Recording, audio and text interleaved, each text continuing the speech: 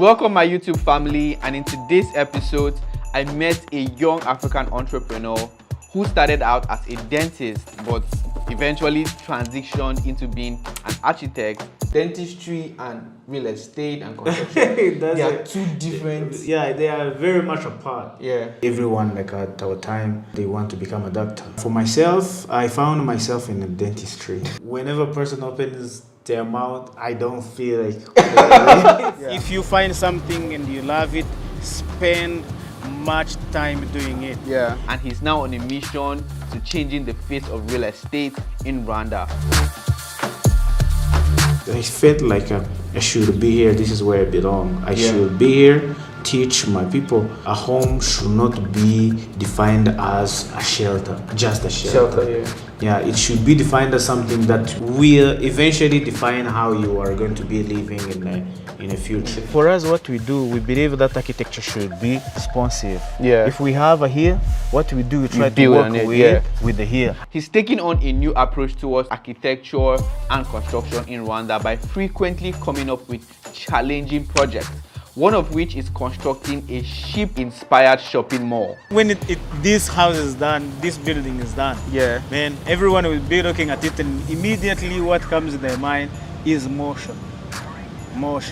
He moved to Rwanda after school and realized everyone is building the same type of home, and I guess you can see it for yourself. He actually thought to himself that something needs to be done. He draws and constructs some of the most futuristic and modern homes in Rwanda and has coined a niche for himself over time as someone who builds on the slope. You know, I have this slogan: do not cut the slope, follow the slope. You see, like what comes in the mind of most people whenever they see a here, they want to cut it off and take it off. If you create something that is just like a stair, you know, just like a stair, it follows the slope, and you don't just see the house, you see the house together with the environment. Being a lover of real estate and architecture, I had to go meet him, right? So in today's video, we had a conversation talking about the state of architectural design and construction in Rwanda, where he draws his inspiration from, and the future plans for his company. So if you want to see that, you should stay tuned.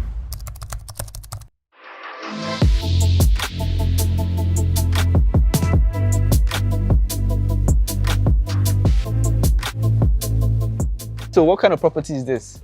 These are apartments. How many of them? We have 2-bedroom apartment down, 2-bedroom apartment up, 3-bedroom. They are four units.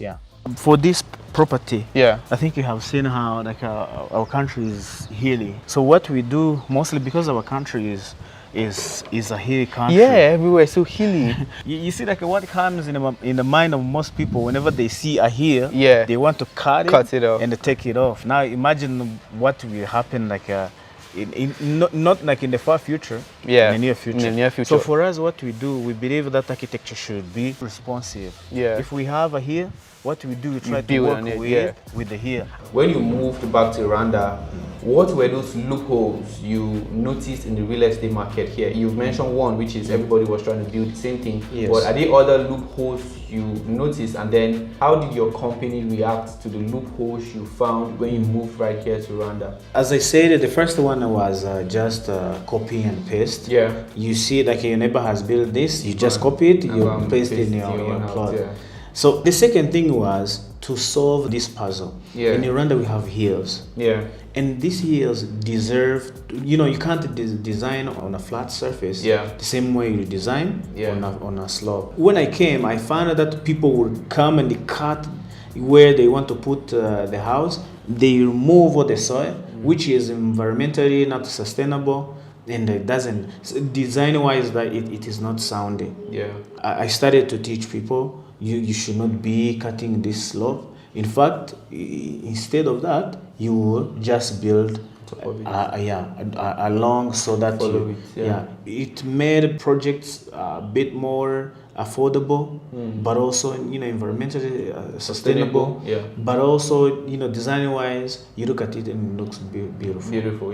What I can even say to that, it kind of like adds to aesthetics. Actually, you see, there is much advantages of following the here. Yeah. The first thing is that you can easily create privacy. In our country, there used to be this perception that when you have a hair, you need to cut it, but they start to realize, when you cut it, there's high chances that it's like you're burying your house, so there is less light, less views. Oh, yeah. Now people have started to appreciate You're views. building on. Apart from, trying to build according to the landscape of the property, what other thing inspired the architectural design of this property? It's the environment. How do we fuse buildings, or how do we tailor buildings to the according environment? to the environment. Yeah. Because when you obey the environment, there is high chances something, it has to work. It will stand the test of time. Yeah. You come here 50 years, nothing happens. Everything's still the same. And those are the things that add value to the property. Yeah. And now look at this green. Also, the green brings, it makes you feel alive. I think in East Africa, you guys have a way of incorporating green spaces in your properties. Yeah, I remember there is one of your video that they were using artificial grass. grass. Well, what I could say for developers, they're just like a very few developers in my country that really make sure they integrate enough green spaces, like, for example, the Mr. Africa, their project, the Lakwe Lakes project, Greenery Lakes and all of those things. But those kind of properties, they are very super expensive. People like to call Lagos a concrete jungle. Yeah. Because there's no space. Like, lands are so expensive. So a developer is going to buy a 1,000 square meter land and he wants to make sure that he has 3 properties in there so that he can make money. So sometimes you even go to the properties, you don't even see a pool because they're trying to manage. So the greenery, they're just trying to manage space. They're trying to make sure that they prioritize more on the building and less of the space. But coming here, I really don't know what the cost of land is right here. But in Lagos, it can get really expensive. I don't think you can go to Nigeria and see a house with such green spaces. It's almost impossible. But you see, those are also the things that really inspire how I think about design. How I think about my architecture. You have to understand that human beings do not only need a shelter. I'm not being rained on, the sun doesn't hit me. Those stuff are so basic. But you need to go an extra mile and create value. And green is part of those values. Before we proceed with the video, let's first give OctaFX, the sponsors of this video, a shout out. OctaFX is a reliable global trading platform. Since 2011, it has offered high-end trading experience to more than 10 million trading accounts in 150 countries. I introduced you guys to the OctaFX trading app in the Rwanda video we did, but now it's time to talk about the copy trading app. OctaFX copy trading app is a social trading app that lets you invest online and earn in the forex market. With this app, you don't have to spend long hours on learning how to trade or build your own strategy. You can simply start following experienced traders and copy their trade. Let the professionals trade while you make the money, right? Forex trading involves a lot of risks. I would not recommend investing without prior expertise. That is why OctaFX provides free materials like webinars, courses on their YouTube channel to traders just like you. And most importantly, you're going to have access to consult with specialists within copy trading app. Start trading with OctaFX by following this simple step. First, you'd have to download the OctaFX copy trading app through the link in the description, and you can get a 50% bonus on your first copying.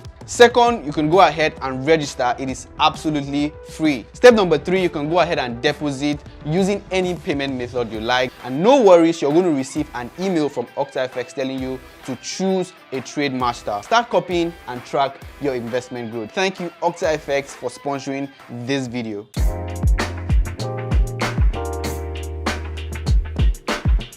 So what inspired your passion to become, an architect? Let's start the conversation from there. I did biology and chemistry in high school. And then as I was pursuing university, I thought, everyone at our time, you would find that they want to become a doctor. But for myself, I found myself in dentistry. So I did it for 1 year, and I started to feel like, man, this is not something that I want to do. Like whenever a person opens their mouth, I don't feel like this is not me, man. It's not what you want to do. This is not.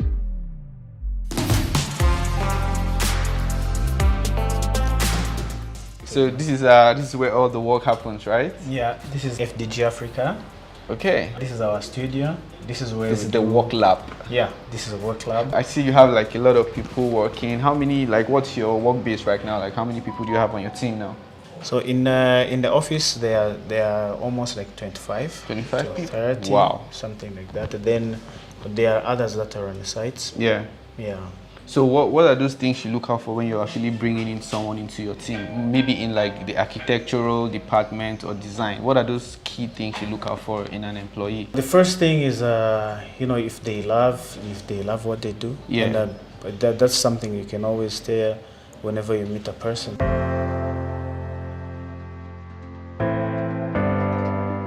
Futuristic design group. I mean, what? Obviously, you're building futuristic home, but was that what inspired the name? Yeah, definitely. The whole essence is to create something that can always make sense in the future. Yeah. Something that will be able to prepare people, to prepare people to live in the future or to embrace the futuristic lifestyle, if I may say. I see, right? So these are some of the jobs you have done. Are these completed? Yeah.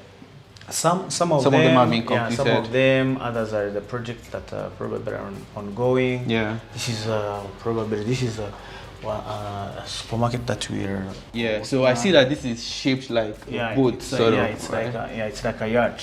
Yeah. This is one of the houses we've done on a very difficult plot. Wow. It is stony and it is on a rock, but also it is sloped. So it's like you cannot cut the rock. Yeah. Not unless you want to blast it, and if you do, then probably you cause much more damages. Of course. So you had to find a way to build. Yeah, you have to learn to find a way of building along that rock. Wow. So this department here, they're just in charge of design? Most of them are working on concepts, others are working on details. They are the ones that create images, like a render. So after they have drawn it, these guys, they render it? Yeah, they turn it into something that has life. When did you decide that, okay, it's time for me to start a business? When I was done with architecture, I was working with some of my lecturers. They could give me some of their work. Yeah. So one day we decided, what if we open an office? We called it Office of Applied Design, ORAD. It was called ORAD. I worked with them for almost like 1 year. Then I came to my sister's wedding in Rwanda. When I came here, I sat at my parents' house to a terrace. Then I saw on the other side, I started to see how everyone in Rwanda is building like the same thing. The same kind of house, That's what I noticed here, Yeah, it was insane. I felt like, why do people build things that look the same? Do they really want to spend the same money? Or they think a house is just a shelter, something, just living. You just throw it there, and you just grab yourself, you drag inside, you sleep, you wake up, you go out here. Yeah, I felt like I should be here. This is where I belong. I should be here, teach my people, demonstrate that a home should not be defined as a shelter, just a shelter. Yeah, it should be defined as something that will eventually define how you are going to be living in the future. Wow. This building looks like a ship, man. Yeah. This is a complex, right? Yeah, it's a supermarket. Supermarket. So looking at this, I'm just going to ask you, how do you source for inspiration to make sure that every new project is different? Mostly, I go with the flow. I imagine how they can be tomorrow. Like this one, I decided that it will look like a ship because it is heading to town. So this is a road that heads to town. Yeah. So I wanted that it would look like a ship. The worst thing I could have thought about probably is a bus. It's a bus. Even when I'm designing, I love to see dynamics, to see things moving. Yeah. That's the reason why I wanted that. This house will look like it is moving. Like a ship. Yeah, it's like a ship. When this house is done, this building is done. Yeah. Then everyone will be looking at it, and immediately what comes in their mind is motion. Motion, right? Yeah, and man, that's everything about design, man. Yeah. It's you create how you want people feel. Yeah. I think design has a very big responsibility to push civilization. So do you have any, advice for a young African watching this video that, wants to be like you, wants to build complex architecture, wants to contribute to the real estate in Africa? Do you have any word of advice for that person watching this video now? First, they should understand that they should be in Africa. You can't contribute your talent to Africa if you're not in Africa. Outside Africa, yeah. You need to be here. I would ask that they don't undermine themselves or their ideas. You know, I think there's no one who was born knowing this. This is a process. It takes time to learn things. We need to find ourselves in the things that we love doing. We have come to see that people can survive on the music, can survive on on playing instruments. People can survive on painting. People can survive on many things. People can survive from just being YouTubers. Yeah. If you find something and you love it, spend much time doing it. Yeah. Thank you so much for coming to my channel and sharing your inspiration and your work to my audience.